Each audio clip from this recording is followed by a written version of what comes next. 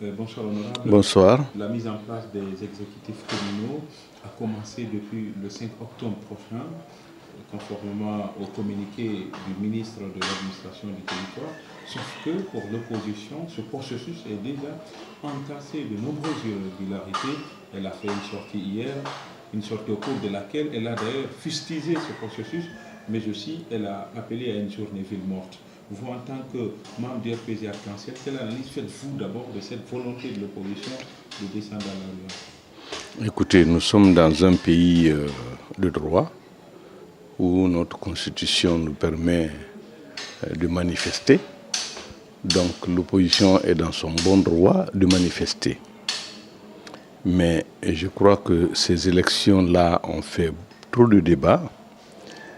Elles se sont déroulées dans des conditions extrêmement difficiles.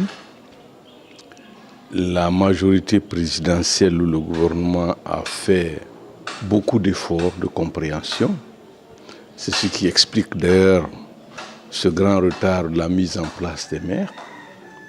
Chaque fois, il y avait des revendications et dans le souci de paix, de concorde civile, le président de la République, président du parti RPG Arc-en-Ciel, a toujours cherché l'harmonie et la négociation. Il y a eu une négociation qui a été faite. Les négociateurs sont allés jusqu'au siège du RPG pour pouvoir signer les accords. Et la décision a été prise en fin de compte, parce que il faudrait bien que ça se fasse aussi, pour installer les différents maires dans les différentes circonscriptions électorales. Nous sommes dans ce cas de figure. Bon, je ne sais pas quels sont les motifs ou les motivations actuelles qui poussent encore l'opposition à aller dans les rues, mais je crois que, très sincèrement, il y a eu des accords qu'ils ont signés et qu'on respecte les accords. Mais pour l'opposition, cet accord a été violé. Elle parle notamment du cas de Guiasso dans la préfecture de Lola. Cette commune devrait revenir à l'opposition, notamment au bloc libéral. Mais là, c'est le RPG qui a dirigé. Écoutez, pour une toute petite commune comme ça, d'une toute petite ville de la Guinée forestière, je ne vois pas comment, pour simplement un poste de maire dans un petit village, je ne vois pas comment cette opposition républicaine va aller dans la rue pour bloquer, pour pouvoir manifester, empêcher les jeunes gens à cette ouverture de classe d'aller dans les classes. Guiasso, je connais parfaitement bien la chose. La décision a été prise en commun accord que Guiasso soit octroyé à l'opposition, en l'occurrence à BL, au bloc libéral.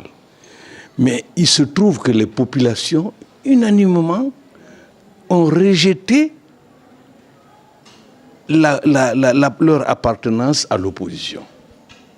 Mais, nom de Dieu, c'est le peuple qui a droit de citer, qui doit décider de son sort. Je connais parfaitement bien le problème de Guiasso parce que je suis le président du comité d'appui de la Guinée forestière. Nous avons négocié, je me suis personnellement impliqué dans ce dossier de Guiasso. Mais il n'y a rien à faire, les populations ne veulent pas céder. Ils disent que depuis la clandestinité jusqu'à maintenant, ils appartiennent au RPG et ils veulent rester dans le RPG. Donc, voilà la réalité. Qu'est-ce qui explique la difficile mise en place, la mise en application de cet accord politique? Mais moi, pour nous, il n'y a pas de problème. C'est vous qui m'évoquez tout de suite pour me rappeler le cas de Guiasso. Mais les accords ont été signés. Et vous savez aussi que le problème de Kindia, c'est la même chose. C'est toute la ville de Kindia qui rejette en bloc le maire qui a été choisi par l'UFDG. Voilà la réalité. Mais on ne peut rien contre la volonté des populations. Le parti voudrait bien, et tout ça d'ailleurs ce n'est pas normalement. Quand il y a eu élection et que les responsables assermentés ont déjà pris acte des résultats des élections et ça a été promulgué, normalement on ne devrait pas en revenir sur les décisions. Mais c'est dans le souci de paix, de concorde qu'il y a eu ces négociations. Mais c'est les populations qui ne veulent pas. Comment voulez-vous? Kindia ne veut pas du maire que l'UFDG a présenté. Voilà la réalité. Vous, au RPG Arc-en-Ciel, quel regard portez-vous sur ce processus de mise en place des exécutifs communaux? Écoutez, le pouvoir appartient au peuple. Le pouvoir appartient au peuple. C'est le peuple qui décide. Pour moi, nous sommes en train de faire des efforts tous les jours pour faire le sapeur-pompier afin qu'il y ait de l'accalmie, afin que nous puissions enfin faire un vote apaisé. Et donc moi, mon regard est tout à fait positif. Il ne peut pas être négatif, naturellement. L'opposition, d'aucuns estiment que les bisbilles au sein du RPG Arc-en-Ciel ont joué un rôle dans le report de l'installation des élus communs. Parce qu'on se souvient encore, lors de la dernière Assemblée générale, vous-même vous avez reconnu qu'au sein de votre parti actuellement, les élus communaux, il y a des problèmes. C'est normal ça, qu'il y ait des problèmes d'ego, qu'il y ait des difficultés au sein du parti et qu'il y ait beaucoup de candidats. C'est ça la démocratie aussi. Chacun aspire à avoir un poste de responsabilité. Ce que vous appelez bis-bis, c'est une lutte tout à fait normale. Et c'est au sein de notre parti, nous avons demandé, ça n'avait rien à voir avec l'opposition. Ça, c'est une affaire qui était interne au parti. Le bis-bis dont vous parlez, c'est une affaire interne au parti. Nous avons tout simplement demandé que les conseillers élus sous la bannière du RPG Arc-en-Ciel acceptent les résultats des primaires qui ont été effectués. Et quand ils constatent qu'au sein d'une commune, il y a une majorité qui se dégage au profit d'un quelconque candidat, qu'ils acceptent pour le bien et l'intérêt du parti. Est-ce qu'aujourd'hui le PSG n'est pas victime de sa stratégie, celle qui a consisté de présenter par exemple le logo en lieu d'un candidat? Par exemple, vous pouviez dès le début présenter quelqu'un pour dire c'est elle qui sera le maire, au cas où... Ça, c'était une décision souveraine du parti, je n'ai pas à le commenter. Justement, quand l'opposition républicaine, par exemple, exige la reprise du processus d'élection des exécutifs communaux dans des communes dont l'élection ne s'est pas déroulée dans la règle de l'art, comment trouvez-vous cette demande? Croyez-moi que ce serait un perpétuel retour en arrière. Nous allons, même si nous passons au vote, il y aura encore des cris. C'est ça la réalité. Même si nous reprenons les votes dans certaines circonscriptions électorales, il y aura encore des militants, des responsables, des partis politiques qui vont revendiquer.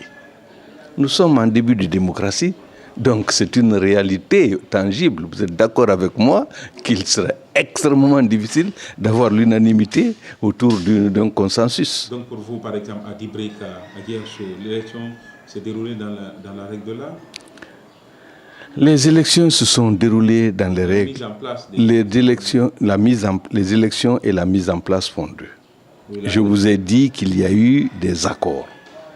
Et les accords ont été signés. Et nos responsables qui ont signé ces accords sont allés jusque au siège de l'UFDG pour signer les accords. C'est pour te dire combien de fois la bonne volonté d'apaisement existe au niveau du RPG. Mais quant à dire maintenant que les résultats, d'une manière ou d'une autre, la mise en œuvre de ces accords pose problème au niveau du RPG, ce n'est pas la réalité. Ousmane, et par rapport à cette décision du ministre de reporter et de rappeler les superviseurs à Conakry pour suspendre la mise en place des exécutifs, quelle est votre réaction? Ma réaction, si le ministre a pris souverainement cette décision, tout ça c'est dans le souci de paix. Parce que nous voulons faire des élections apaisées. Quand on constate, si nous ne voulions pas négocier, nous ne voulons pas de paix, mais le lendemain même des résultats, 2 jours après, le président aurait fait un décret pour imposer directement la mise en place des maires, mais on a demandé à ce qu'il y ait des accords. Et si donc aujourd'hui le ministre de la décentralisation demande à ce que les représentants du ministère de la décentralisation reviennent à Conakry pour une consultation, pour un report quelconque de la date de la mise en place des maires, tout cela rentre dans le cadre justement de la paix, d'une solution concertée, d'une solution qui apaisée au niveau des partis. Cette dernière question, l'opposition républicaine, notamment celle d'Alain Diallo, le chef de file de l'opposition, accuse leur président Arc-en-Ciel de violation de l'accord politique du août dernier. Qu'est-ce que vous lui répondez? Écoutez, il est dans son bon droit, il doit avoir certainement des arguments, mais c'est contre-argument, on verra bien la réalité. Nos responsables qui se sont occupés des négociations sont là, et bien qui mettent sur un papier noir sur blanc et qui se mettent autour d'une table. Donc pour vous, le moment n'est pas opportun pour quelqu'un guinéen, par exemple, d'organiser une manifestation, parce que vous avez rappelé le contexte. Hein? Je crois que du moment qu'il y a la volonté, il y a une volonté manifeste au niveau de la majorité présidentielle de négocier. Quand il y a des problèmes, il est le premier responsable de l'opposition en République de Guinée, mais qu'il appelle la commission de négociation pour qu'ils se mettent autour d'une table. Nous ne pouvons pas être dans les rues à tout moment. Nous sommes à la reprise des classes. Mais donnons un peu de paix à ce pays-là, nous avons trop souffert de cela. Et tous les jours qu'il y a des manifestations dans les rues, ça ne peut que décourager les investisseurs. C'est au désavantage des pauvres populations. C'est ça la réalité. Sans paix, il n'y a pas de développement. Cette dernière question, les problèmes internes au sein du RPG Arc-en-Ciel pour la mise en place des exécutifs communaux, ce problème est résolu? Aucun problème? Écoutez, je ne peux pas, c'est un grand parti, c'est des problèmes d'ego. De toute façon, nous sommes en train de régler les problèmes pour que les choses aillent dans les meilleures conditions possibles. Je ne peux pas te dire que les problèmes sont terminés, mais nous sommes en train de faire les efforts nécessaires pour que les choses se déroulent dans les règles de l'art et dans les conditions, les meilleures conditions possibles. Merci. Merci beaucoup.